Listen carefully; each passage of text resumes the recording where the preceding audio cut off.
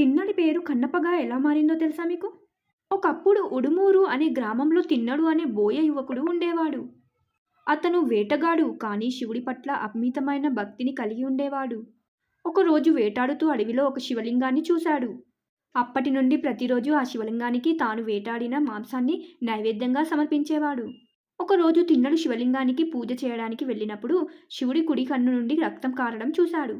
ఇది చూసి తిన్నడు చాలా బాధపడ్డాడు. తనకు తెలిసిన మూలికలతో వైద్యం చేయడానికి ప్రయత్నించాడు. కానీ ప్రయోజనం లేకపోయింది. అప్పుడు తిన్నడు తన కుడి కన్నును పెకిలించి శివుడి కుడి కంటి స్థానంలో ఉంచాడు. శివుడి కంటి నుండి రక్తం కారడం ఆగిపోయింది. తిన్నడు సంతోషించాడు.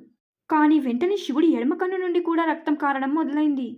తిన్నడు ఏమాత్రం ఆలోచించకుండా తన ఎడమ కన్నును కూడా పెకిలించి శివుడి ఎడమ కంటి స్థానంలో ఉంచడానికి సిద్ధమయ్యాడు.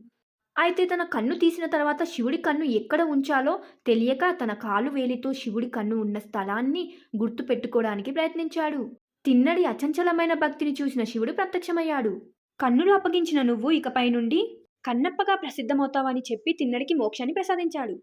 అప్పటి నుండి తిన్నడు భక్త కన్నప్పగా ప్రసిద్ధి చెందాడు. ఈ కథ భక్తి, త్యాగం, విశ్వాసం మరియు దైవంతో మానవుడి సంబంధాలను గురించి అద్భుతంగా వివరిస్తుంది. ఈ విధంగా తిన్నడి పేరు కన్నప్పగా మారింది.